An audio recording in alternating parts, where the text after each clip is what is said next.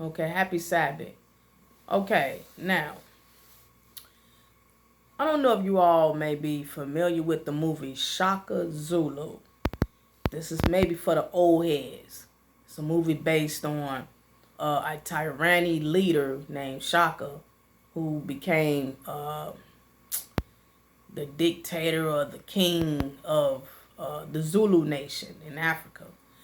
But to go to a quick jump of the meaning of the video, before Shaka became king, became the leader of the Zulu nation, his father was the king. And his father knew before he was even born that he had a chance of taking his place. But for the fact that he didn't like his mother or even was in love with his mother and treated her with contempt, moved her out from the area where they were at, the Zulu nation. I don't know specifically what area of Africa it was. I looked into it maybe months ago, but lost track mentally of it. But he didn't like his mother, so he moved his mother and her mother out from the land and treated them highly with evil contempt because he didn't love her. But he was also told by his henchmen and these little voodoo ladies, and he was warned that his son that she was carrying was going to take over rulership, was going to become the ruler, and he didn't want that. So throughout the trials of Shaka, when he was little and getting older, they was treated with animosity. He was always having to run and chase and get chased by people who despised him and his mama, his sister. And the reason why that was happening because it was already in plan for him to become ruler. Same thing with Jesus and Nazareth. When Jesus was a baby, Joseph and Mary had to get out of there. They had to go to go from Bethlehem to I think it was other places, whatever. But what I'm saying is this: when you are always pushed around and pushed over here because of animosity carrying on in your life, that means that God is sending you. Have to go through trials first in order to appreciate the position that He's preparing for you, so you can appreciate it. And you have to hold on and get the information. That's when you go through these situations, you have to have understanding, because without understanding you're going to give up. But with all understanding, when you know deep down inside that you're going to take part of rulership, or you know something good got to come out of these circumstances, that's when you continue on through the storm. And Shaka knew that, because when he got older and they ran for that last time, they was on the run. He woke up and he told his mama, "Mama, I'm going to need you to go to grandma's grave while I go and take care of this. Go run. And mama, this the last time you are running." Ooh, that was a powerful speech. He told his mama, "This the last time we running." And sure enough, he was on this little run and getting chased and whatnot. Things worked out in his favor. He had to go through training and all this stuff to become a soldier.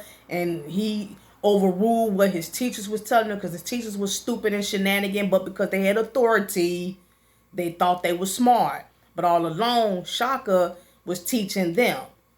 So anyway, I'm gonna jump to this main point of what I'm getting ready to say to y'all. The part where Shaka knew that he was going to take control of the Zulu nation when his father died. Right before he took this last breath, he gave the rulership, he gave the king position to a timid individual out of spite, because he didn't want his son to have rulership to shame him after his passing. That's how much hatred he had for Shaka and his mama. So his father gave the rulership, the tyranny, kingship, to some young timid dude who couldn't even rule his own household if he had one. He was very timid, very weak. He was very weak, but he did that on purpose to shame Shaka. But all he did was help Shaka take it from him. Because Shaka is the true leader. He's the true ruler. Everybody at that point hated him right before he took it because Shaka was strong. He was a strong individual. He was very independent and he was true. Even his teacher, before he became rulership, he was a student. His teacher didn't like him personally. Every time Shaka did something, the teacher went and complained to other high priests or whoever they were of the area about Shaka. They was like, well, he ain't doing nothing wrong. He being truthful about what he doing. He's a true leader. So his teacher person didn't like it because he was shaming him of his position. That's a true leader. See where I'm going? So when Shaka at the moment was preparing to take over rulership for the Zulu nation, he decided to go on and get it. And when right before he was getting ready to take the throne, the timid individual who was then king, he told his henchman who was his father's sidekick, told Shaka to go ahead on. Shaka say, oh yeah, oh okay. He said to the timid king, he said, will you do what I say? He said, huh? He said, kill him. The old dude who used to be his father's henchman. He said, kill him. The timid king looked at Shaka, then looked at the henchman, who he looked at as an uncle or whatnot, and was just timid. He said, yeah, kill him. Kill him. Now, Shaka wasn't even king yet. He telling to the dude who had became king to kill somebody else. The timid dude went on and stuck the sword inside of him. He stuck it in him and killed him. Huh? No, Shaka told the king to kill somebody else who he didn't want, who he didn't like. He did it.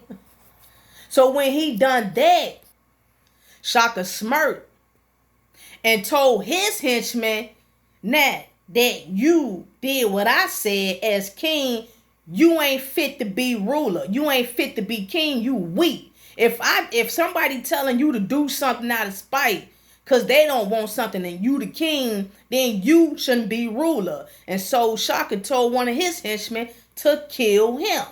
And so his henchman, his sidekick, killed the king. And that's when at that moment Shaka stood up, took them steps, and took over rulership.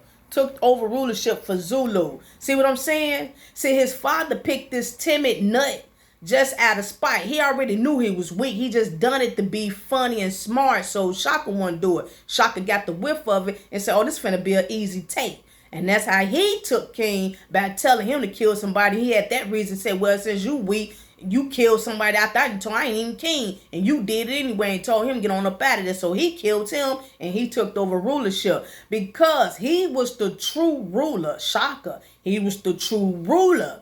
This is what's carrying on with the called out ones, with the true called out ones who may be called for a special purpose.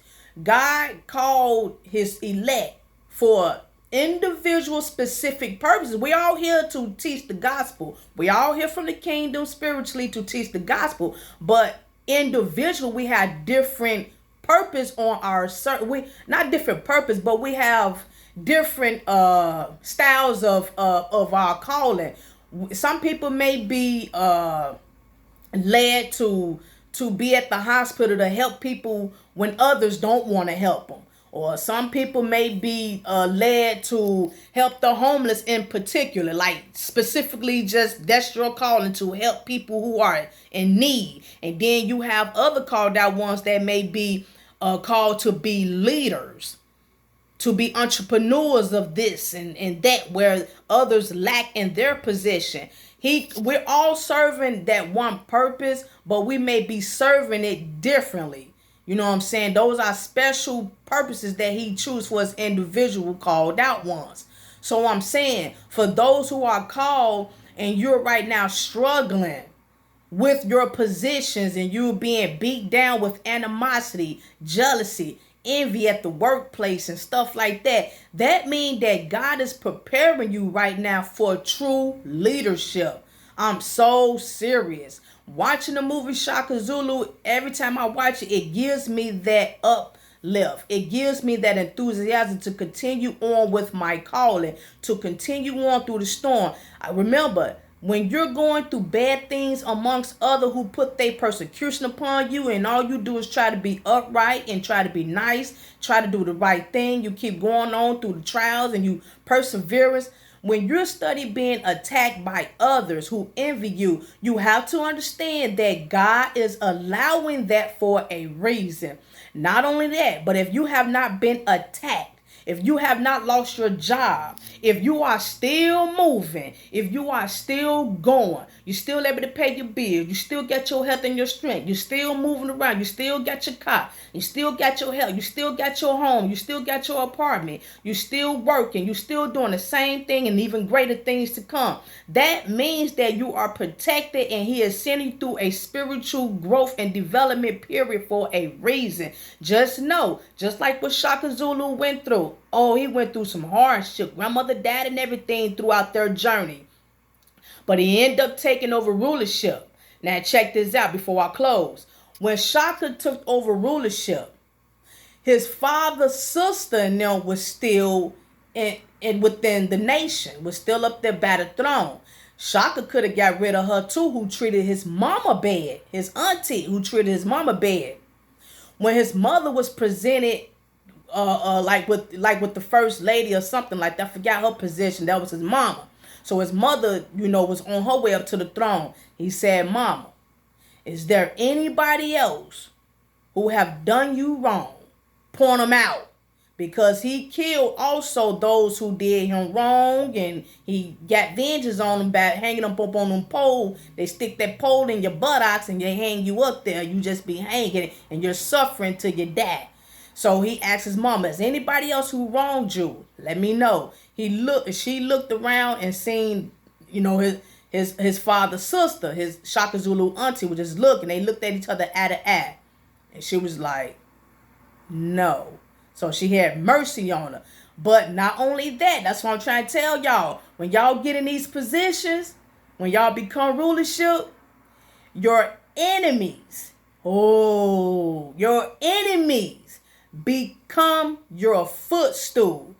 That's the reason why in the midst of my tribe, before I take rulership, before I take leadership, I'm trying to warn my enemies. I'm going to warn you. Right now, shape up or shape out, because before I take rulership, I'm telling you this. When I take rulership, you better hope I have mercy on you, because you will become my footstool. All my enemies, all the enemies of the other called out ones, my brothers and my sisters in Christ, when you continuously treating us bad because of your personal feelings or vendettas and animosity that's being led by Satan but allowed by God. I'm here to give you a warning. If you don't stop and repent and ask God to change you, ask God to unharden your heart, if you don't stop, you are going to become your people who you're persecuting. You're going to become their footstool. I'm trying to tell you. Pontius Pilate knew that Jesus was sent by God. He said, "This man have done no one wrong," but yet he still had Jesus flogged. That don't count.